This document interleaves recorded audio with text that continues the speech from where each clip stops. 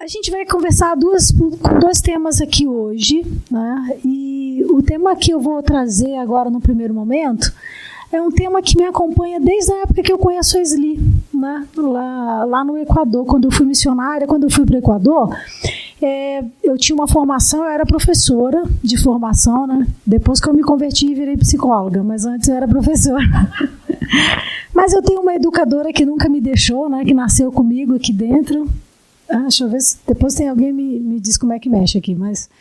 E aí, lá no Equador, eu fiz alguns trabalhos com alguns grupos, né, com indígenas, com, vamos chamar de favela, né, não é assim que a gente chama lá, mas com pessoas marginalizadas também. Mas eu trabalhei numa instituição com crianças, com meninas, né, entre de 2 a 17, 18 anos.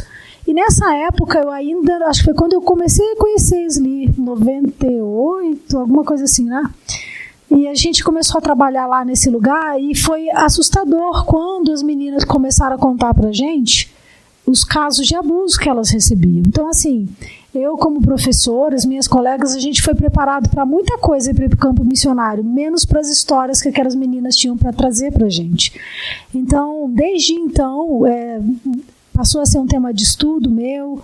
Naquela época, quando eu conheci a Esli, ela ofereceu muito material para a gente estudar, né? Porque a gente era bem leiga, com muita intenção, né?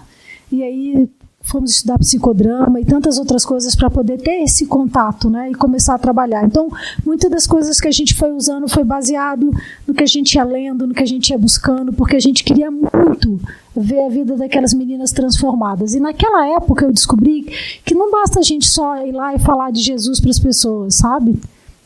Preciso um pouco mais, ok? Espero que entenda o que eu estou dizendo, né? Então, hoje a gente vai falar um pouco sobre abuso sexual.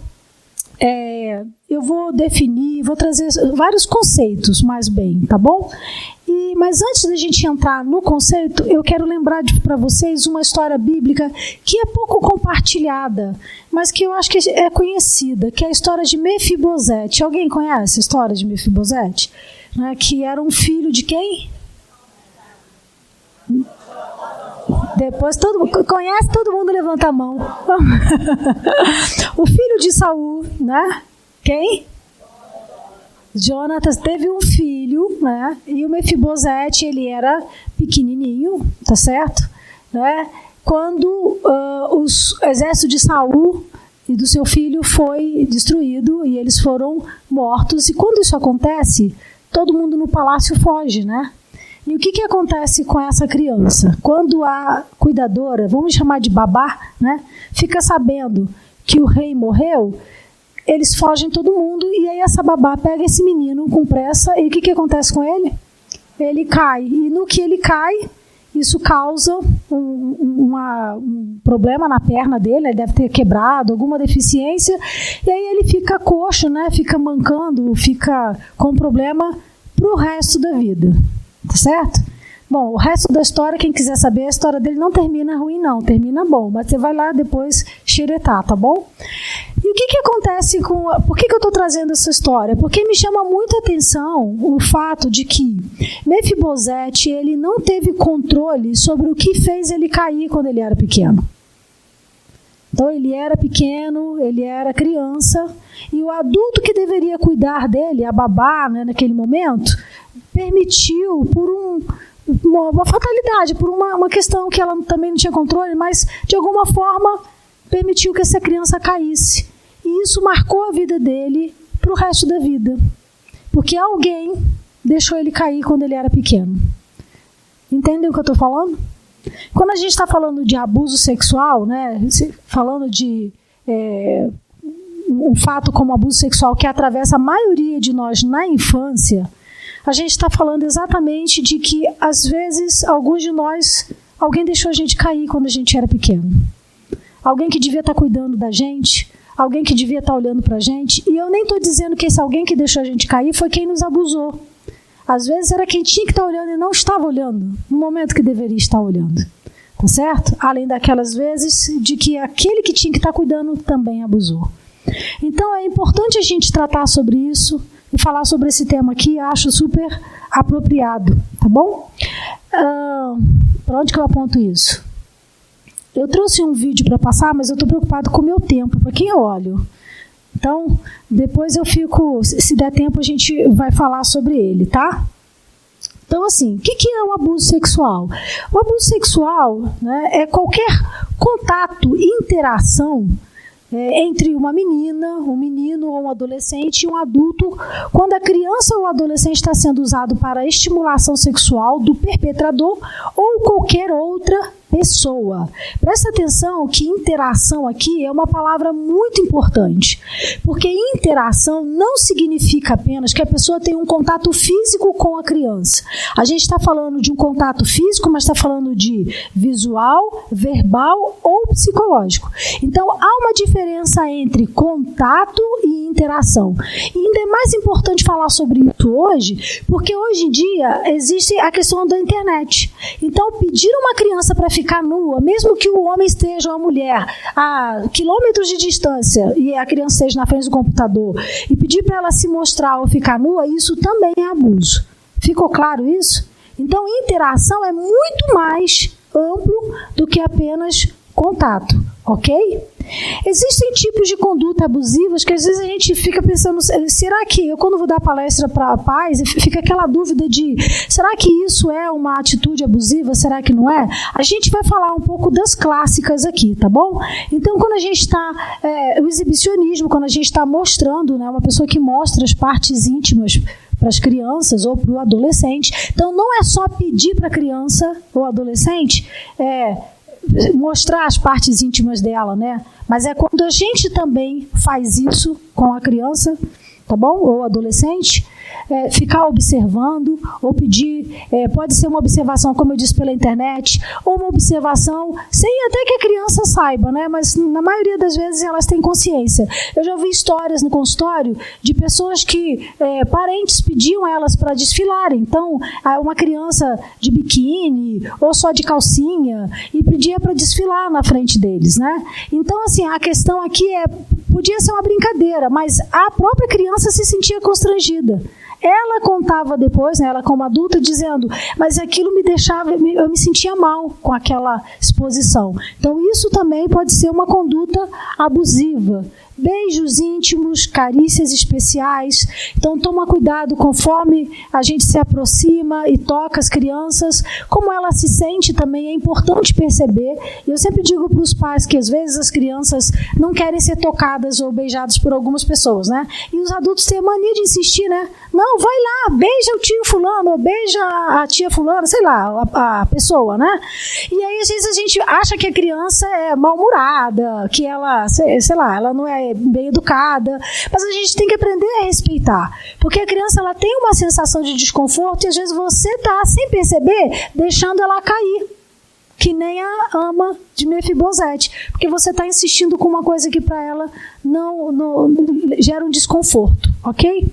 Tem aquelas coisas mais clássicas, né? Expor a criança à pornografia, e hoje tem sido com muita frequência. E quando eu falo expor, quando você, por exemplo, permite coisas que fiquem expostas na sua casa. Então eu já atendi casos onde as crianças acharam os DVDs dos pais, pegaram os celulares dos pais e aí descobriram vídeos, entendeu?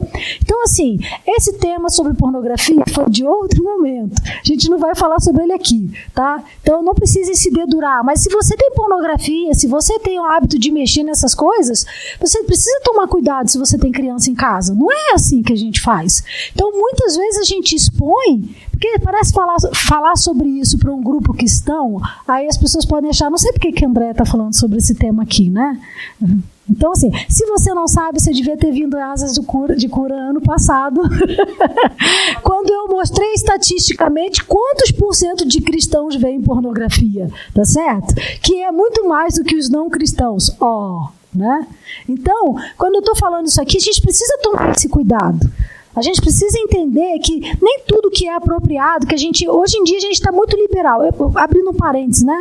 Eu estava passando assim na televisão e aí vejo que vai passar como é que é? Na novela da tarde tem um nome. Vale a pena ver de novo. Vai passar uma novela que foi muito famosa aqui no Brasil, Avenida Brasil.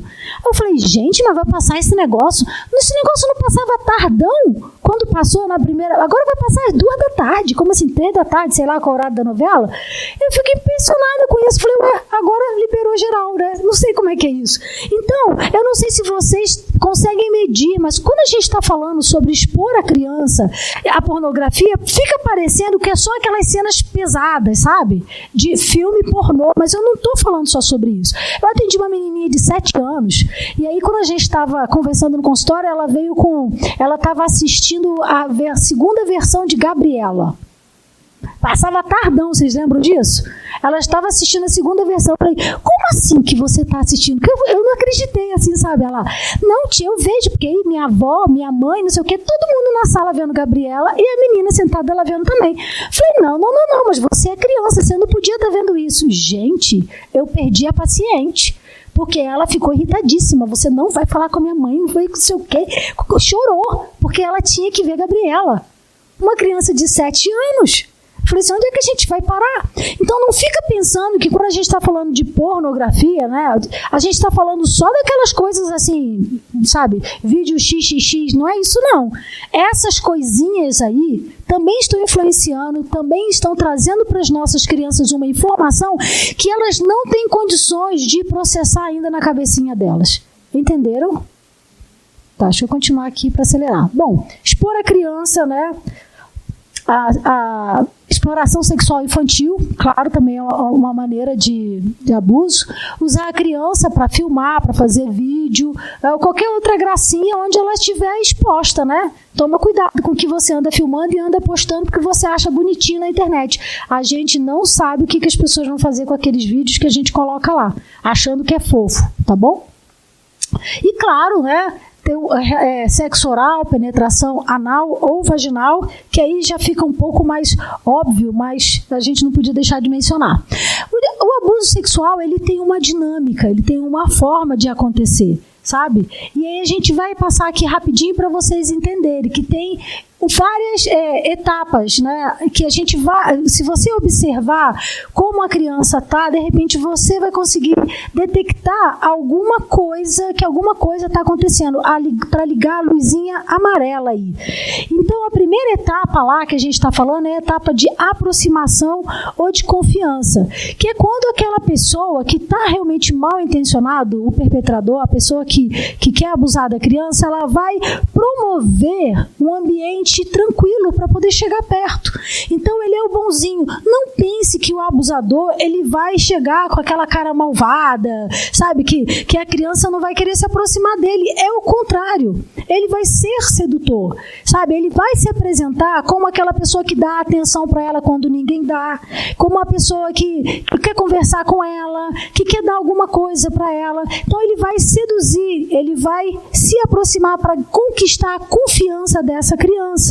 E aí, depois que essa confiança ela é conquistada, ele vai passar para a etapa de interação sexual. E a interação sexual ela vai começar devagar. Não necessariamente vai ser uma interação sexual, já vamos pensar assim numa questão de penetração, sabe, de abuso, de estupro, né? Mas se ele tem uma intenção de manter essa criança prisioneira nesse lugar de abuso, ele vai começar com uma interação de leve, né? Ou de aproximação, de carícia, de carinho, até uma interação sexual que pode chegar, sim, né, a uma relação sexual, mesmo sendo criança.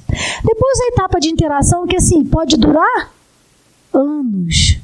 Então, quando eu estou falando assim, fica parecendo... Eu, às vezes, não gosto desse negócio de falar de etapa por isso, né? Que parece que uma coisa acontece atrás da outra rapidinho, né? Não. Mas, assim, a segunda etapa da dinâmica do abuso pode durar anos, a etapa de interação sexual. Ok? Se não acontecer a próxima etapa. Não, perdão. A próxima depois dessa, né? Porque aí tem a etapa do segredo. Olha, se você contar para alguém, a nossa brincadeira vai acabar. E existem várias coisas que o abusador, que a pessoa que abusa, vai falar para a criança. Algumas vezes se você contar, eu vou preso. Aí manipula a criança pela culpa. Se você contar, ninguém vai acreditar em você. Tá certo? E aí eu quero abrir um parênteses. Quando geralmente saem essas questões no jornal sobre mulheres que foram abusadas, como aconteceu no caso do João de Deus, né? E agora parece que teve um outro aí, não sei se foi um médico, quem foi, mas quando saem essas notícias, geralmente as pessoas me perguntam, não sei se acontece com vocês, mas por que só agora que esse pessoal falou? Se foi esse tempo todo, né? Por que ninguém falou, né? Muitas vezes a gente fica na etapa do segredo porque a maioria das pessoas que sofrem abuso, elas acreditam piamente que ninguém vai acreditar nelas. Então, assim, por que eu vou contar se ninguém vai acreditar em mim? Mas quando começa uma a falar, a outra, aí eu começo a pensar aqui, nossa, se acreditaram nela, então aí agora eu me sinto mais confortável para falar. E é por isso que começa a aparecer um monte de gente falando, tá certo? Agora pensa, se essas pessoas tiveram uma experiência de abuso quando eram crianças e ouviram a mesma coisa do abusador, quando elas são adultas e vão lá e tem essa questão lá que houve lá do João de Deus, elas vão responder da mesma forma, com o mesmo temor, com a mesma preocupação. Então a etapa do segredo é exatamente quando a criança de repente começa a se sentir desconfortável com aquilo, tá certo? E aí o abusador ele chega e conta, olha, mas se você contar, pode até fazer ameaças físicas, dizer, eu vou te matar, eu vou matar, sei lá, sua mãe, o seu pai, eu vou preso, ninguém vai acreditar em você, ninguém gosta de você mesmo, só eu, e várias outras coisas. E aí o silêncio, né, total. Eu estou lembrando de um filme, depois eu vou ver que eu achei bem interessante como é que foi que o abusador enganou a criança de forma que a criança que pede para ele não contar. Esse filme é bem interessante, porque ele chega e fala, olha, é o pai dela, tá? Diz assim, nossa, aconteceu aquilo, né? Pois é, eu tô preocupado, não sei o quê. E ele faz todo um discurso envolvendo a menina, que no final ele diz assim, eu acho que a gente vai ter que contar para sua mãe, né? Vai acontecer isso, vai, sabe assim? Ele descreve um quadro péssimo e diz, mas a gente vai ter que contar para sua mãe. E aí a menininha fica pensando e diz, não, pai, não conta não. E no final, ela é que acaba caindo, né, na lábia dele. Não, então tudo bem, eu não vou contar. Imagina uma história dessa, eu não vou contar então. E aí ela, além de ficar com a culpa do que está acontecendo ainda, fica com essa sensação, né, na mão desse homem, né? Depois eu vou lembrar o nome do filme e vou falar para vocês. Bom, essa etapa, a etapa do descobrimento da revelação, é a etapa mais importante, né, se a gente for pensar. Mas muitas vezes elas não chegam a acontecer. Muitas vezes ninguém comenta sobre o que já aconteceu. É dentro do consultório, é dentro de um lugar privado que a gente vai sabendo e escutando as histórias das pessoas, ok? Então, quando acontece a etapa do descobrimento e da revelação, aí é quando o abuso pode realmente ser interrompido.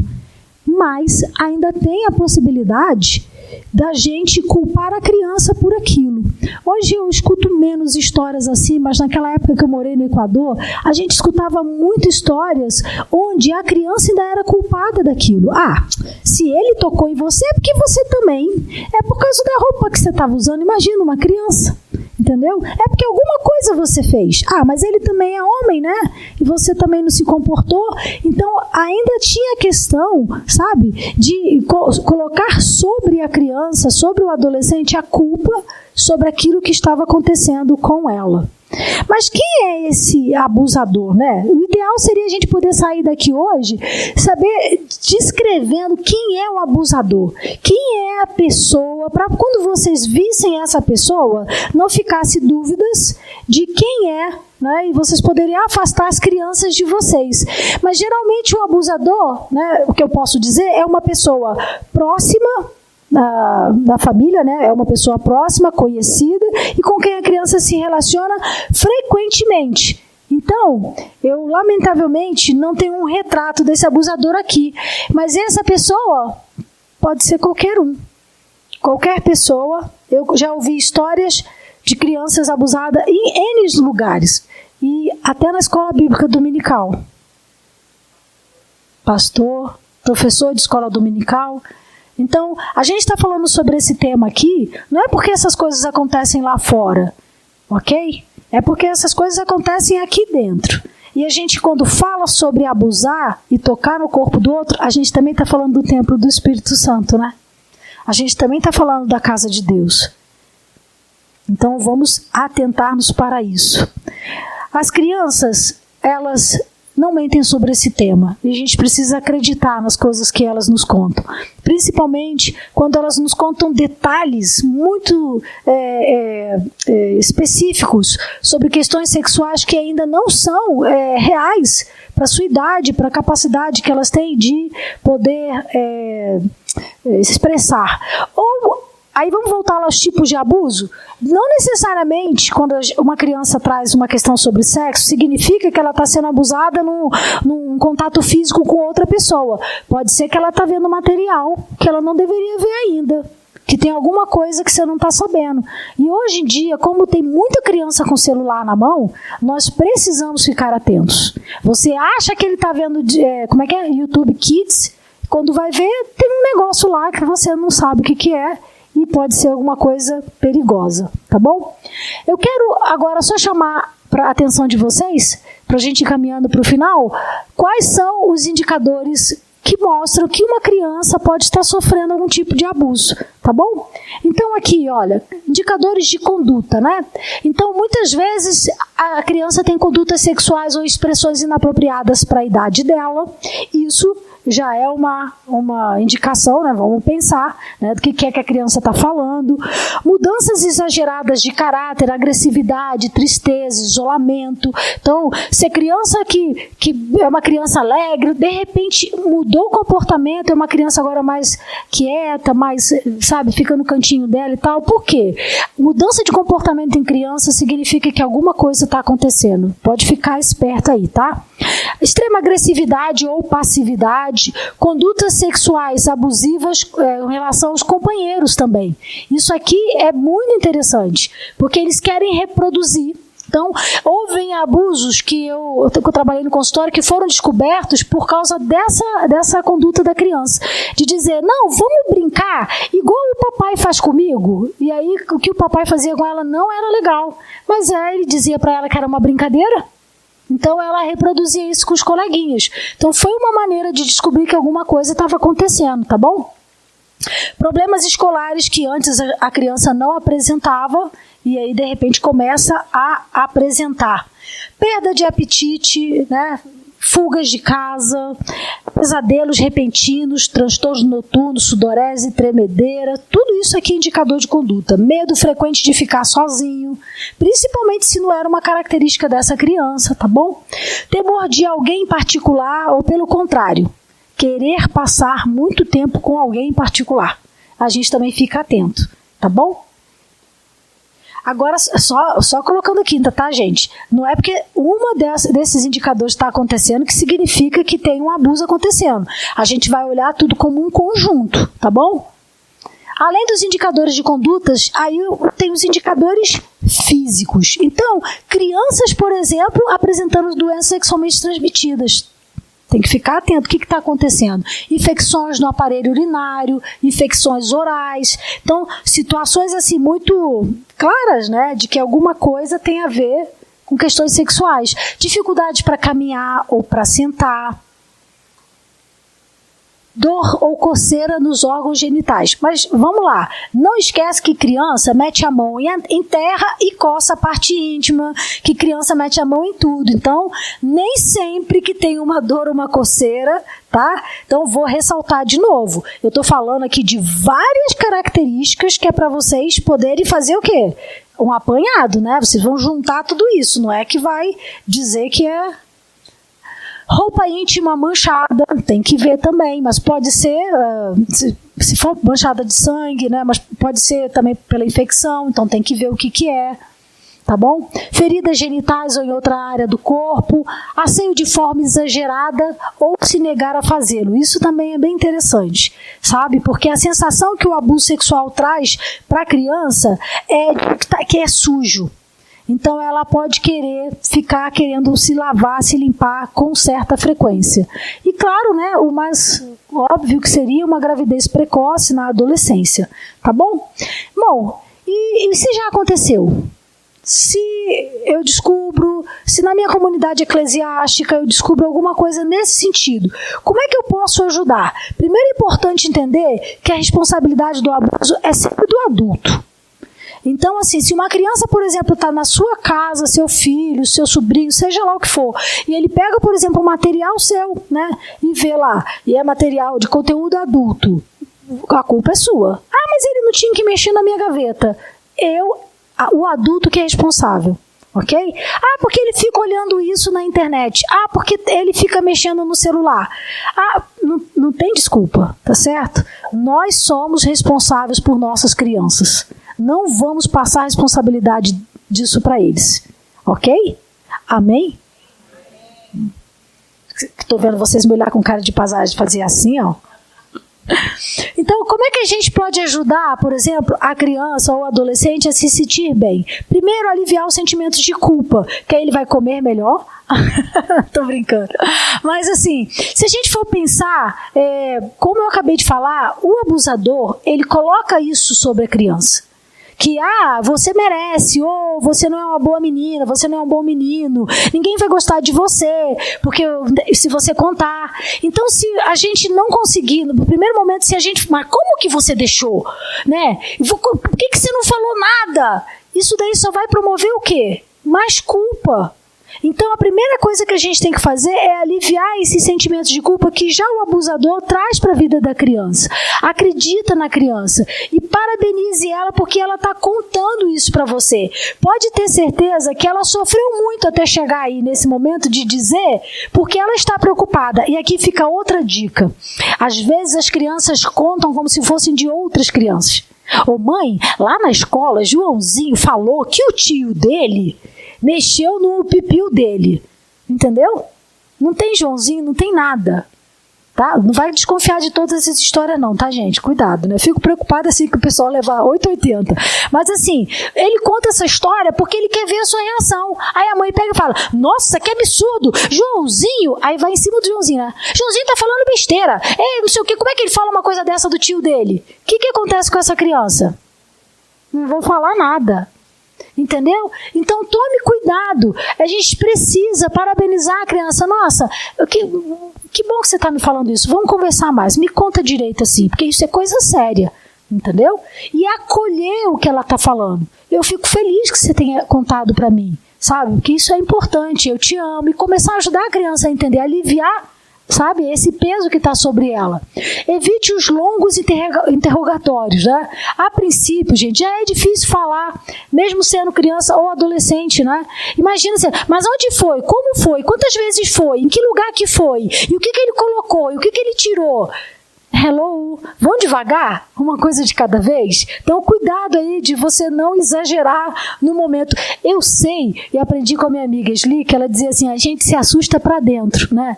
Eu sei que é apavorante, entendeu? Eu me lembro de uma amiga que comentou sobre isso, né? Que foi dar um banho no filho e ela falou, mãe, quando eu tomei banho lá na casa do tio, foi os primos mais velhos mexeram com ele. E ela, quando ele começou a contar, André, eu comecei a ficar, mas ela lembrava e disse, é mesmo, filho? Então, ela tentando se controlar, mas por dentro e eu imagino, não é nada legal ouvir as nossas crianças contando uma história como essa. Não deve ser nada fácil para um pai, para uma mãe ouvir uma história dessa, mas toma cuidado. Tá certo? Para que a nossa reação não gere um novo trauma, tá certo? Aí MDR nos pais também, né? Ou na criança pela reação dos pais. Então evite longos interrogatórios. Evite reações de incredulidade. Não pode ser. Não, tio fulano ou o professor da escola dominical nunca faria uma coisa dessa. Então quando você reage assim, portas fechadas, a criancinha ou o adolescente não vai querer falar mais nada, tá certo? Reafirme para a criança ou para o adolescente que ela é a vítima, tá certo? Porque o adulto que tinha que estar ali tinha que proteger e não fazer o que ele fez ou ela fez. Se é um extrafamiliar, se você não é da família, então aí você vai ter que tomar outras atitudes também, tá? Então você vai ter que ajudar, por exemplo, a buscar ajuda. Quem é o profissional? Se você pode fazer isso, pode ajudar a família. Eu já recebi famílias no consultório que vieram, né, essa mesma que foi o abuso na escola dominical, que veio por uma outra pessoa da igreja. Trouxe a família, trouxe a criança, porque eles não sabiam o que fazer. Então, você pode ser a pessoa que pode orientar e ajudar, né, a buscar ajuda. E fazer denúncia se for necessário. Porque é necessário fazer sim. É crime. Eu fiz a denúncia quando eu recebi essa menina, porque aquele professor de escola dominical, ele continuou dando aula na escola dominical. Vocês ouviram o que eu disse? Com outras crianças. Então, a gente pega e denuncia. Alguém me disse, mas você vai denunciar o irmão? Que irmão?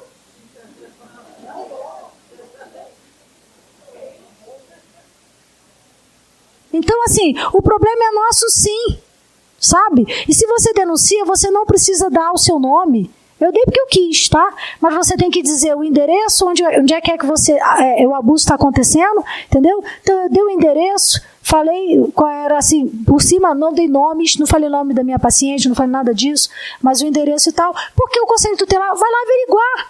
Eles vão lá averiguar, vai ver o que está acontecendo. Não fica pensando também que vai sair uma viatura e vai lá prender a pessoa. Também não é assim. Porque senão qualquer um faz uma denúncia, né? Que não é verdadeira e causa um transtorno para a vida de alguém. Mas é importante a gente fazer alguma coisa, ok? Então denuncie. Tá aí, todo mundo tirou foto desse aqui, eu quero que todo mundo tire foto do slide, por favor. Né? Lembrando sempre, gente, que assim... É tarefa nossa, ensina a criança no caminho que deve andar. Quem é que ensina a criança? É ela mesma? Não, está falando da gente, os adultos. Nós somos responsáveis por elas, nós temos que ensinar. Não vamos agir como a babá de Mefibosete. Não vamos deixar as nossas crianças que estão caídas aí na infância. E se está caído, vamos cuidar então. Vamos fazer o que Davi fez? E chama esse menino para cá, ele vai comer na minha mesa. Então vamos sarar, vamos ajudar a sarar aqueles que já passaram pelo problema, que já estão afetados aí, tá certo?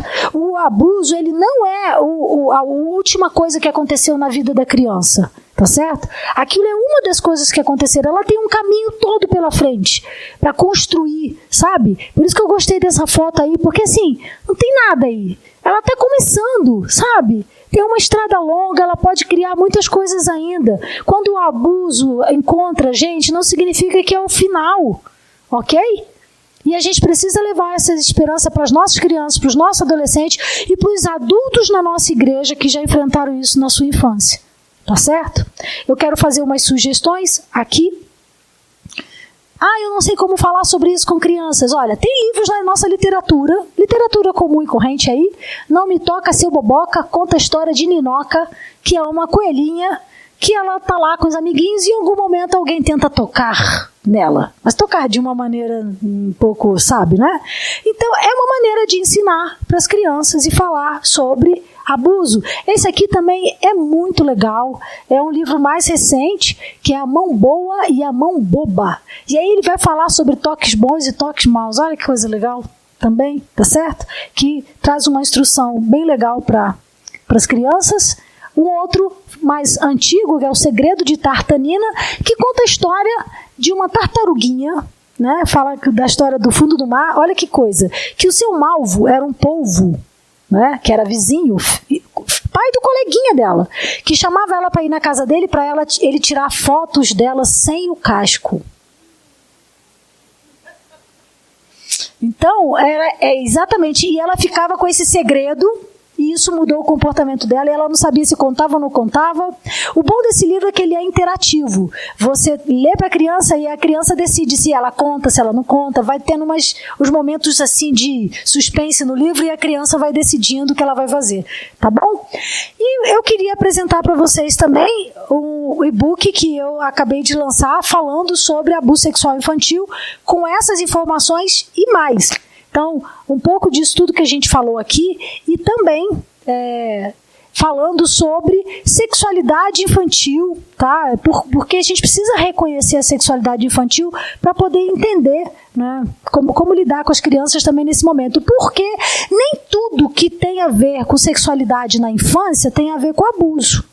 Muitas vezes a gente fica podando a sexualidade da criança quando eles estão no momento de brincadeira sexual entre eles lá, porque a gente não tem um conhecimento do que é a sexualidade no momento da infância. Então, aqui eu falo um pouco sobre isso também, tá bom? Então, é isso, gente. Eu quero agradecer, falar para vocês que esse é um tema muito sério, tá?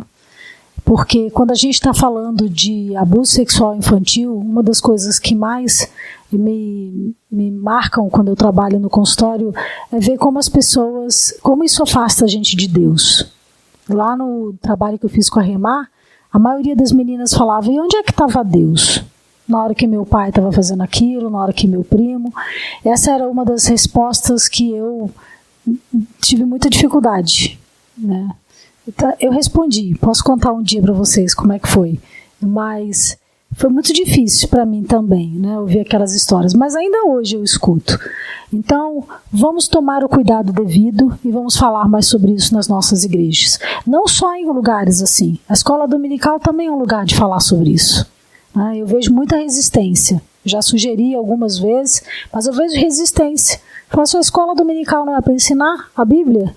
Então, ensinar as pessoas a se libertarem, a se defenderem também, a sararem dessas marcas também. Tá bom? Prazer estar aqui com vocês. A gente volta depois do intervalo, é isso?